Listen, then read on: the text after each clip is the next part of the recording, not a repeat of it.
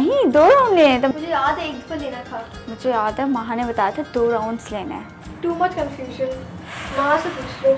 Okay, that's a good idea.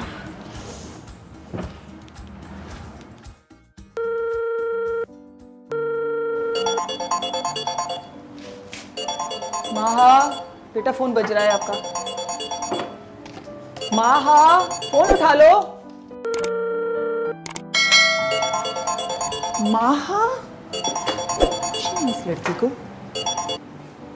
Hello. Hello शाम का aunty, मैं ज़ारा बात कर रही हूँ। हाँ ज़ारा, कैसी हो बेटा? प्रैक्टिस कैसी चल रही है तुम लोगों की? आंटी इसलिए तो आपको कॉल किया, माहा से बात करवा दें प्लीज़। अरे बेटा, ये सुबह से पढ़ाई में लगी हुई है, बहुत इंपॉर्टेंट काम कर रही है। मुझसे ही बात करने का इसको टाइम नहीं। फारिग होती है तो मैं कॉल कराती हूँ बेटा। Okay aunty. ओके मेरी जान।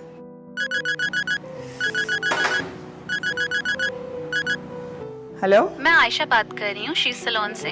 मैम, मुझे कल आपको महा के प्री ब्राइडल अपॉइंटमेंट का रिमाइंडर कराना था। कल 4 बजे है। जी जी बिल्कुल याद है हमें। Please be on time. बिल्कुल पहुंच जाएंगे। Thank you so much. Thank you. Okay. Hello जी, मैं कासिम बात कर रहा हूँ फ्यूजन केटरर से। जी कासिम भाई। फरज जी। जी जी बात कर रही हूँ। जी, मैं कह रहा था कि अगर आप आज खाने के सैंपल्स ट्राई करने आ जाएं तो। कासिम भाई आज थोड़ा सा मुश्किल होगा, कल सुबह में रख लें। कितने बजे? 11 बजे। चलें, ठीक है। चलें, डन, हम पहुंच जाएंगे। Thank you so much. Thank you. माहा बेटा, क्या हुआ है? क्या है ऐसा मेरे निकाहनामे में जो तुम सुबह से पढ़े जा रही हो? माहा, तुम्हें कुछ अंदाजा है शादी में कितने थोड़े दिन रह गए हैं? तुम्हें ज्वेलरी के लिए जाना है, कपड़े पिक करने हैं, हमें डिजाइनर्स के पास जाना है। कासिम भाई का फोन आया था, तुम्हारी प्री ब्राइडल अपॉइंटमेंट है, और तुम हो कि इन कामों में लगी हुई हो। तुम्हारे मामू है ना, वो सब संभाल लेंगे। तुम्हें क्या जरूरत पड़ी है इतना टाइम खराब करी हो? कितने इंपॉर्टेंट काम रहते हैं। मामा, मेरे लिए इन कपड़ों, खानों और ज्वेलरी से ज़्यादा इंपॉर्टेंस निकाहनामे को पढ़ना है। मामा आप ही बताएं, हम जब कोई कॉन्ट्रैक्ट करने जाते हैं उसे 10 दफ़ा तो पढ़ते हैं ना। मामा, ये मेरी ज़िंदगी का कॉन्ट्रैक्ट है, मुझे एक दफ़ा तो सही से पढ़ लेना दे।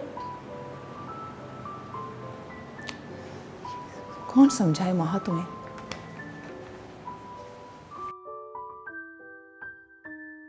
मैं आपको मिलवाती हूँ सदफ नौरीन से, जो कि कपल थेरेपिस्ट हैं। वो हमें बताएंगे कि शादी से पहले क्या निकाहनामे को पढ़ना चाहिए, अगर पढ़ना चाहिए तो क्यों पढ़ना चाहिए। अस्सलाम वालेकुम सदफ। वालेकुम अस्सलाम Ghazal. Sadaf, thank you so much for your precious time. Thank you Ghazal. पहले तो मैं आपको अप्रिशिएट करना चाहूँगी गज़ल, लाइक यू नो कि इतनी एक बहुत जो कि हम कहेंगे कि सिग्निफिकेंट एक चीज़ है आजकल के दौर में और आजकल के हिसाब से लड़कियों के लिए, फैमिलीज़ के लिए, दोनों के लिए। It's such an important topic जिसको हमें I think like you no जिसके ऊपर हम जितना भी एम्फेसाइज करें कम है कि it's a part of education, जिसको हम एजुकेशन काउंट नहीं करते।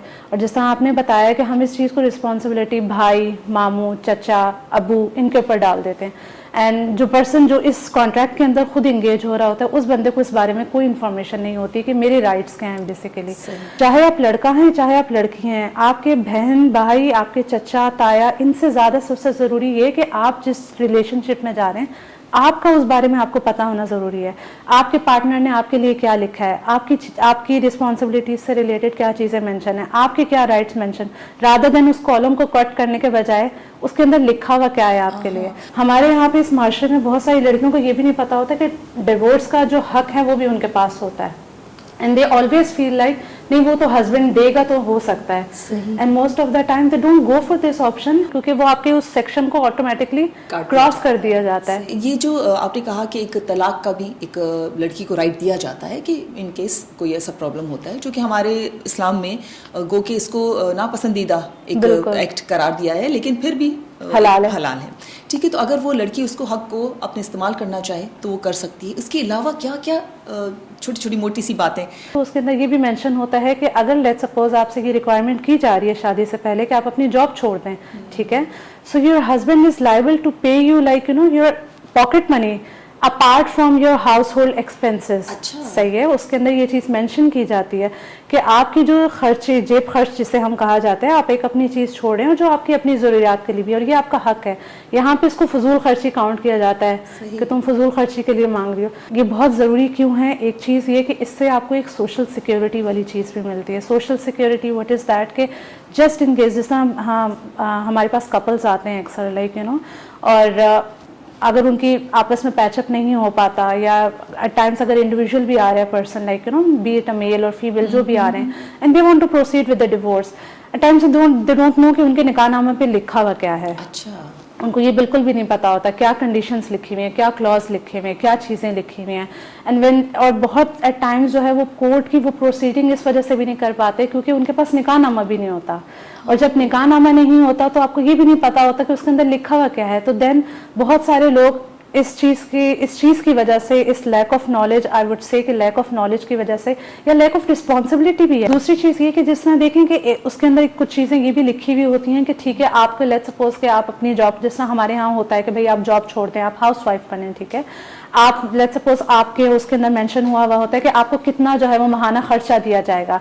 अगर आपको कोई गिफ्ट की सूरत में कोई चीज़ दी जा रही है, बहुत सारे लोगों के ऊपर बाद में कस्टडी के केसेस बन जाते हैं, हो जाते हैं, ठीक है, आपने ये चोरी करके ले गई, ये हमारे घर से ये जेवरात लेकर चलेगी, वो जो भी चीज़ें होती हैं वो उसके अंदर मेंशन होती हैं, ठीक है।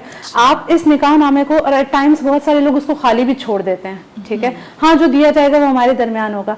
लेकिन अगर हम देखा जाए तो इस्लामिकली, लीगली हमारे पास एक पूरा एक एथिकल एक डॉक्यूमेंटेशन है, जिस तरह बिजनेस होता है किसी के साथ, जिस तरह कोई भी पार्टीज होती हैं, आपने जो दिया वो इसमें लिखा हुआ है, आपने जो लिया वो इसके अंदर लिखा हुआ है। सही, ये तो लाइफ का कॉन्ट्रैक्ट है आपकी। एग्जैक्टली सो सब चीज़ें इसके अंदर। और दूसरी चीज़ ये कि आप वही वाली चीज़, जैसा हम कहते हैं कि अगर एज अ औरत या एज अ फादर भी अगर आपको उस चीज़ का अवेयरनेस है, it serves as an awareness purpose as well, कि आप वही वाली चीज़ आगे अपने बच्चों को भी दे सकते हैं, आप अपनी फैमिली में भी वो चीज़ कर सकते हैं। बिकॉज अगर एज अ मदर मुझे इस चीज़ के बारे में नहीं पता, मैं यही वाली चीज़ आगे इस चीज़ के बारे में एजुकेशन नहीं दे सकती। सही, thank you so much Sadaf. Thank you. और देखिए, ज्वेलरी, कपड़े, सारी चीज़ें जो शादी से रिलेटेड होती हैं वो भी अपनी जगह पे अहमियत रखती हैं, लेकिन उससे बढ़कर निकाहनामे को पढ़ना बहुत अहम है। तो मुझे कमेंट्स के ज़रिए ज़रूर बताइएगा कि आपको ये वीडियो कैसी लगी। मुझे इंतज़ार रहेगा। अपना बहुत सारा ख्याल रखिएगा। बहुत जल्द मिलेंगे ज़बरदस्त वीडियो के साथ। अब तक अल्लाह हाफ़िज़।